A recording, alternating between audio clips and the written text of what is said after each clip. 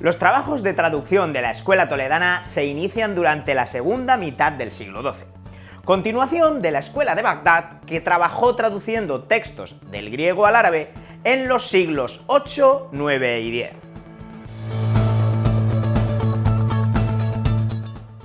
En 1085 había tenido lugar la reconquista de Toledo por Alfonso VI, convirtiéndose así la ciudad en el centro cultural de la península.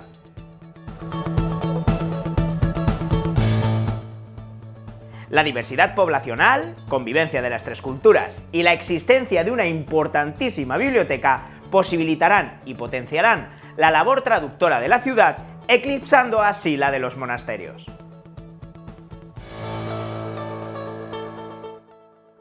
Así, la Escuela de Traductores de Toledo es la culminación y cenit de todo un movimiento de traductores iniciado con anterioridad en los monasterios de Vic, Girona y sobre todo Ripoll.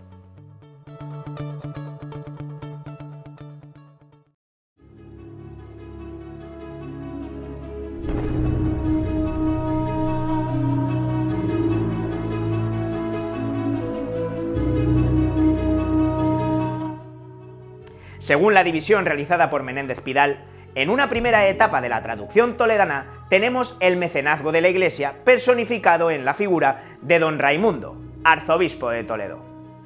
En esta etapa, la escuela estuvo dirigida por Domingo de Gundisalvo, bajo cuyas órdenes trabajaron intelectuales como Juan Hispalense o Petrus Alfonsus, Mosés Sefardí, y se tradujeron del árabe al latín los textos de importantísimos pensadores de la antigüedad griega como Aristóteles, Platón, Vitruvio, Galeno, Ptolomeo, etc., y de árabes como Avicena, Al-Kindi, Al-Farabi, Avicebrón, etc.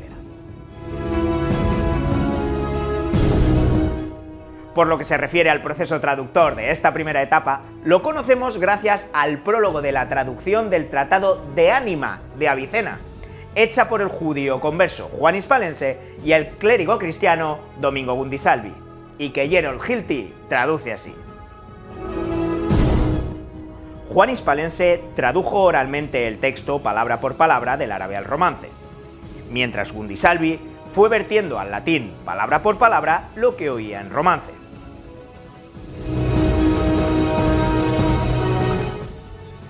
En este siglo, por tanto, el romance sirve de vehículo oral para la traducción de textos procedentes del árabe y el griego a la lengua meta, que sería el latín.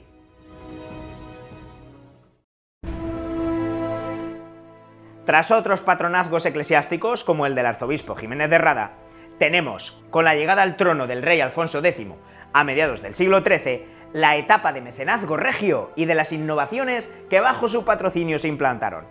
Es decir, el paso de las traducciones principalmente filosóficas a un predominio de las ciencias y, la más importante, se sustituye el latín como lengua final del proceso traductor por el castellano, con lo que el romance se desarrollará para ser capaz de abordar temas científicos que hasta entonces solo habían sido tratados en latín. Para Américo Castro, esta última es fruto de la influencia de los colaboradores judíos del monarca, que veían en el latín la lengua de la Iglesia cristiana. Sin embargo, Menéndez Pidal y otros autores barajan otras hipótesis como las de la tendencia natural de las lenguas vulgares a crear una prosa que compitiese con el latín como instrumento didáctico, o el deseo de secularizar la actividad intelectual.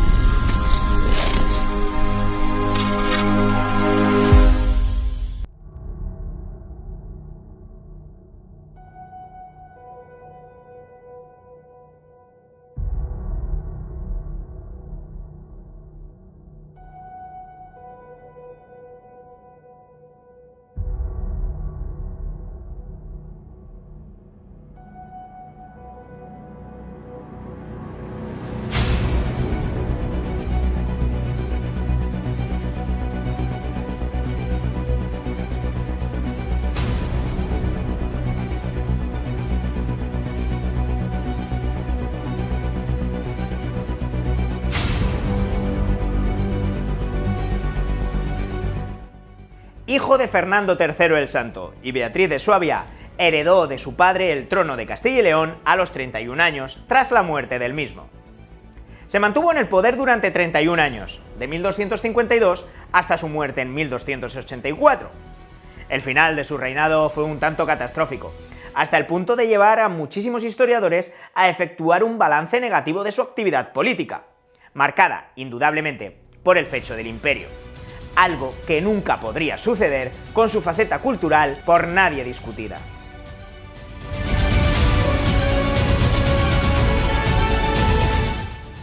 El merecido sobrenombre de El Sabio le viene dado al rey Alfonso X por su patrocinio de la literatura y del saber, y por ser, para muchos investigadores, emperador de la cultura.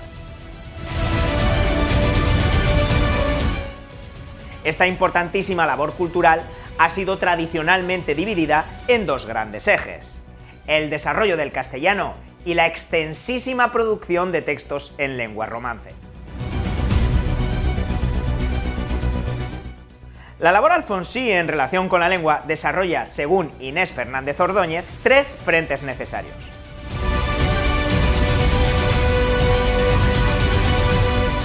En primer lugar, la selección de la variedad lingüística, que será la base de la lengua estándar. En segundo término, la capacitación de esa variedad seleccionada. Esto es, su utilización en todos los ámbitos funcionales posibles y que sean de interés social en la comunidad lingüística dada. En tercer lugar, la codificación o fijación de los empleos lingüísticos de esa variedad.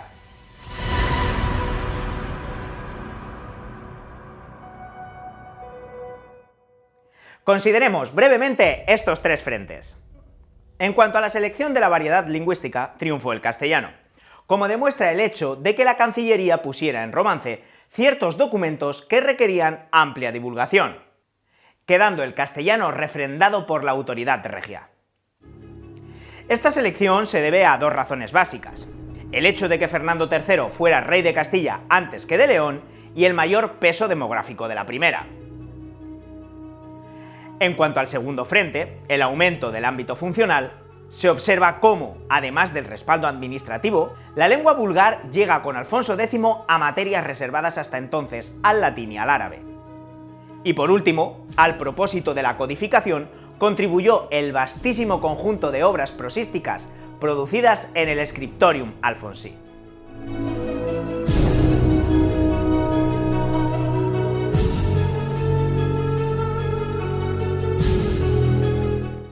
Resulta difícil conocer hasta qué punto participó el monarca de una forma directa en la obra que conocemos como suya. De lo que no cabe duda es que Alfonso X, para llevar a cabo su labor, se rodeó de sabios de diversos orígenes geográficos y variada formación cultural, y que él, como defiende Inés Fernández Ordóñez, concebía la obra, ponía los medios para realizarla y daba instrucciones precisas sobre su estructura y contenido. Es decir, probablemente su labor se centraba en el mecenazgo, la selección de temas y quizá daba ciertas indicaciones y hacía correcciones. A este respecto podemos aludir al conocido pasaje de la General Historia que dice: «El rey face un libro non porque le escriba con sus manos». Acerca de la organización del trabajo nos informan sobre todo las obras científicas y el hábito de manifestarlo en sus prólogos. Herramientas valiosísimas para acercarnos al origen de los textos, su escritura, contenidos, autoría, etc. Un magnífico estudio en este sentido es el titulado Los prólogos alfonsíes, de Rafael Cano Aguilar. Parece que debemos pensar en una profunda fragmentación del trabajo, una división de las tareas que apunta a una alta especialización de los colaboradores. Así tenemos trasladador, que es el traductor propiamente dicho, normalmente colaboran un traductor principal y un ayudante; el maestre, que tendría la labor de capitular, es decir, dividir la obra en capítulos, titularlos, recogerlos en un sumario previo, etc. El emendador, se trata del corrector, cuya principal labor sería dar solución a los problemas de fijación del texto original. Se alude en este caso a la tarea de endretzar. El glosador sería un comentador capaz de juzgar e incluso completar la obra original.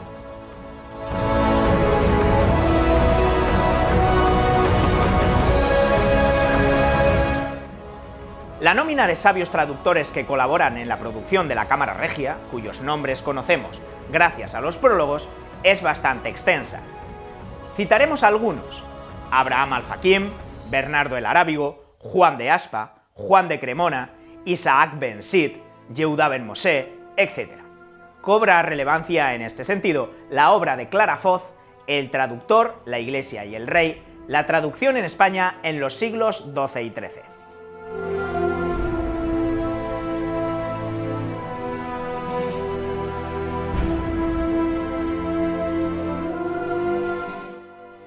La situación de heterogeneidad lingüística que podemos deducir de tales circunstancias nos conduce a la eterna polémica que ha suscitado la expresión castellano derecho, documentada en el libro de la Ochava Esfera.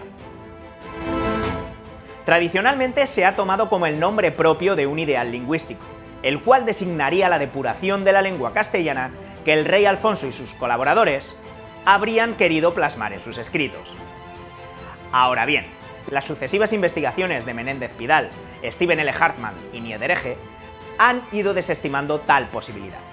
Sin profundizar en ellas, podemos concluir que no debemos caer en anacronías trasladando al siglo XIII conceptualizaciones actuales como la de la norma lingüística, ya que tanto los traductores como el propio rey se preocupaban más por probar la solidez del castellano como lengua culta capaz de expresar contenidos de otros códigos considerados cultos que del casticismo castellano. No se pretende la regularidad uniformadora de un castellano ideal, sino intelectualizar la lengua proporcionando un vehículo para la ambiciosa empresa cultural.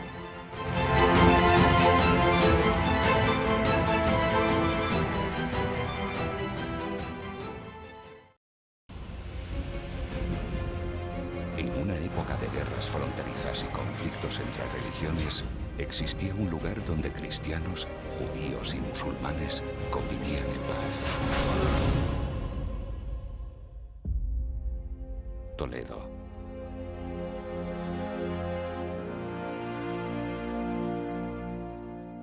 Esta ciudad acogió a los más grandes eruditos de la Edad Media y fue puente para la transmisión de la cultura de Oriente a Occidente. Toledo, sin embargo, es una ciudad de altos contrastes, sede de importantes concilios que intentaron borrar del mapa los saberes heterodoxos, los mismos que, siglos más tarde, bajo mandato y dirección del rey Alfonso X el Sabio, serían reforzados allí mismo y desde donde irradiarían a toda Europa. Pero esta histórica ciudad es algo más. Toledo es también un lugar mítico, donde Hércules construyó una gran cámara para guardar tesoros inimaginables sellados con una profecía. Hemos observado las estrellas durante millones de años. Se han sucedido guerras. Han nacido y han perecido civilizaciones, culturas y religiones. Un mundo cambiante bajo un eterno cielo. Sabios, sacerdotes, astrólogos, alquimistas han intentado descifrar el gran enigma que se oculta bajo las estrellas. Ha llegado el momento de mirar hacia arriba.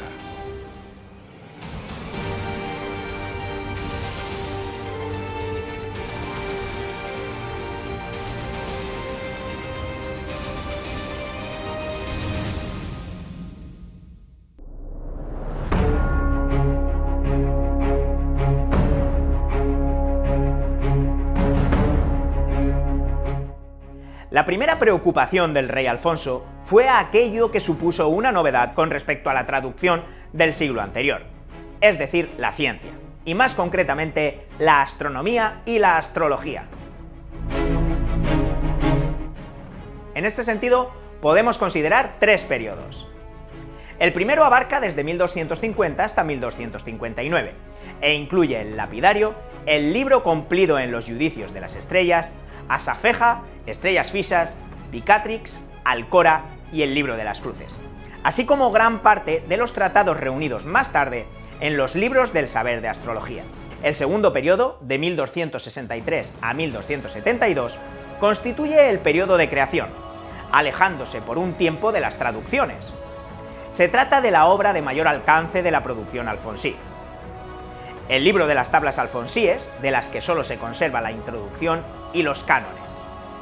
Finalmente tenemos el tercer periodo, de 1276 a 1279, el de las compilaciones.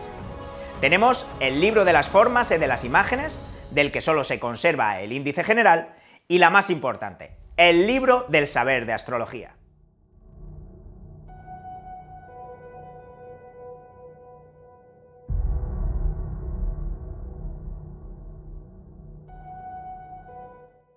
El rey estrellero, como le llegaron a denominar sus detractores, no solo impulsó la ciencia astronómica, sino que también fomentó la realización de obras en otros ámbitos. En el terreno del derecho, el rey Alfonso asume el yo, proclamando la ley en primera persona, asumiendo el monopolio legislativo. El rey pretende ser el autor de la ley, haciendo así que los juristas que elaboraron las obras legislativas permanezcan en el anonimato. Estas obras son el Fuero Real, el Espéculo y las 7 partidas.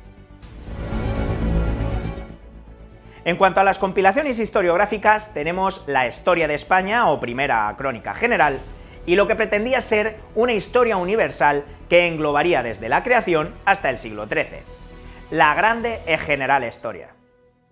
Los datos sobre la autoría también nos son velados en este caso, si bien no hemos de dudar de que este trabajo fue el resultado de la colaboración de historiadores a los que Diego Catalán denominó Taller Historiográfico Alfonsí.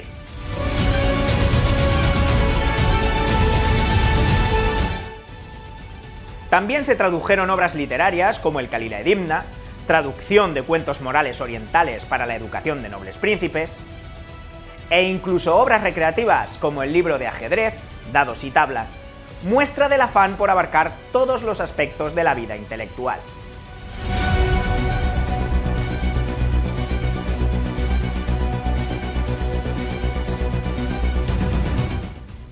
Llegamos así al final del segundo vídeo de la serie. Las bases están asentadas. Ahora vamos al tercer vídeo a comprobar cómo todo esto cristalizará en el surgimiento del primer escritor de prosa castellana con conciencia de ello, don Juan Manuel. Allí nos vemos.